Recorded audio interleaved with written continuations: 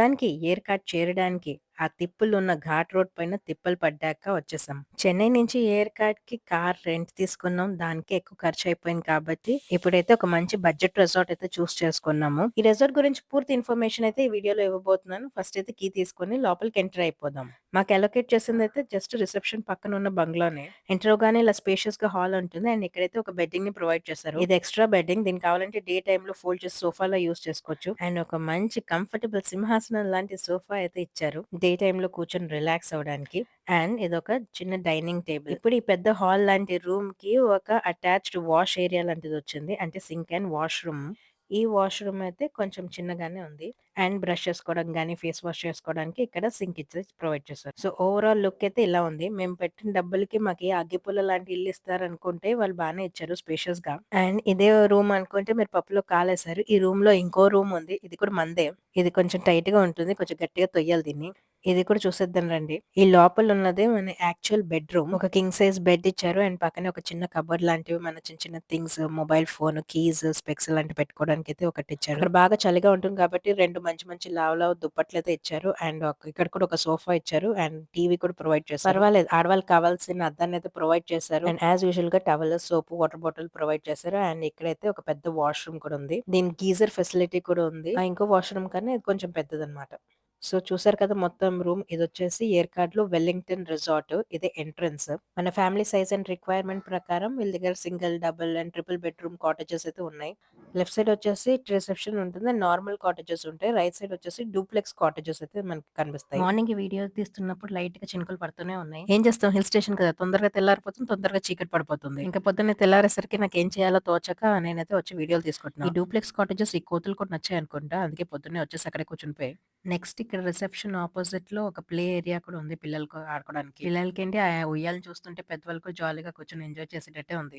కానీ పొద్దున్న మేము సైట్ సీయింగ్‌కి వెళ్ళిపోయాం కాబట్టి నైట్ టైమ్ మా పిల్లలు వచ్చి అక్కడ ఆడుకున్నారు. ఇవాళ ఈ కప్పకి ఫుల్ తాళియే దొరికేటట్టు ఉంది. ఎందుకంటే వరుసగా ఒకదాని తర్వాత ఒకటి పురుగులొచ్చి దాన్ని ఎదురకుండా పడుతున్నాయి. ఇదంతా ఇదిగో అక్కడ లైట్ ఏసారే దాని చుట్టూరా బోలెడన్ని పురుగులు తిరుగుతున్నాయి. అందుకే మాకు కూడా చీకటి పడ్డాక కాటేజ్ తలుపులు ఏసుకోమని చెప్పారు. పొరపాటున ఈ పురుగులు మన రూమ్‌లో ఉన్న లైట్‌ని చూసి మన రూమ్‌లోకి వచ్చేస్తాయని ఇంక చీకటి అయిపోయింది కదా! క్యాంప్ ఫైర్‌కి అయితే సిద్ధం చేస్తారు. ఈ చలికి ఊరికేనే మండమంటే మండవని చెప్పేసి ఆ చెక్కల్లో ఏదో పెట్రోల్ లాంటిది పోసారు. ఇంక ఈ పిల్లలు కూడా వాళ్ళ చేతినంత సహాయం చేసేస్తున్నారు. ఇంక మంట స్టార్ట్ అయిపోయింది. పెద్ద పెద్ద మంటలు వచ్చేస్తున్నాయి కానీ కుర్చీలే ఖాళీగా ఉన్నాయి. ఈ మంటను చూస్తుంటే నాకు భోగి మంట గుర్తొచ్చింది. వాతావరణం కూడా చల్లగా ఉందేమో వెంటనే మంట దగ్గర చలి కాచుకోవడానికి వెళ్ళిపోయాను. ఇది మేమున్న రిసార్ట్ కి పక్కన ఉన్న రిసార్ట్. పోటాపోటీగా వాళ్ళు కూడా క్యాంప్ ఫైర్ పెట్టేశారు. దాన్ని చూసి అక్కడ రిసార్ట్ వాళ్ళు కూడా దిగడం మొదలు పెట్టేశారు. మొత్తానికి మన దగ్గర కూడా జనాలు అయితే దిగారు. ఇంకా మ్యూజిక్ వేయడమే ఆలస్యం.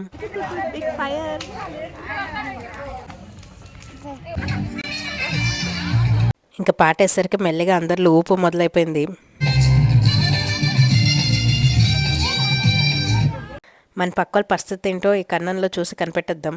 చూస్తుంటే వాళ్ళు ఇంకా జోష్లో ఉన్నట్టున్నారు. అది వాళ్ళు జోష్ ఉన్న సూపర్ హిట్ సాంగ్ పాట పెట్టేశారు.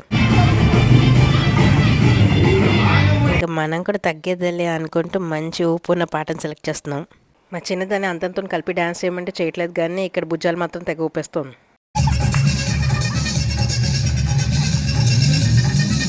ఇలా రెసార్ట్లో అందరు నీకు నువ్వు నాకు నేను అని అనుకోకుండా సరదా సరదాగా ఉంటే భలే బాగుంటుంది.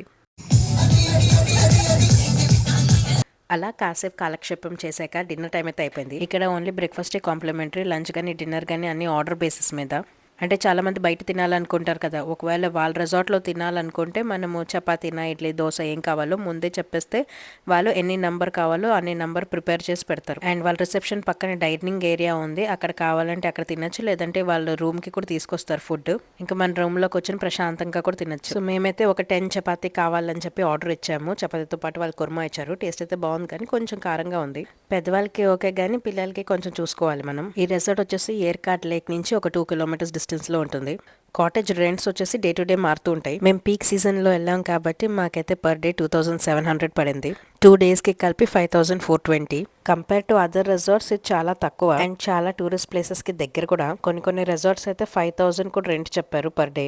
ఈజీగా ఈ ఒక కాటేజ్లో అరౌండ్ 6 మెంబర్స్ కూడా స్టే చేయొచ్చు. ఆఫ్ సీజన్లో బుక్ చేసుకుంటే ప్రైస్ తక్కువే, అరౌండ్ 1600 కూడా పడచ్చు.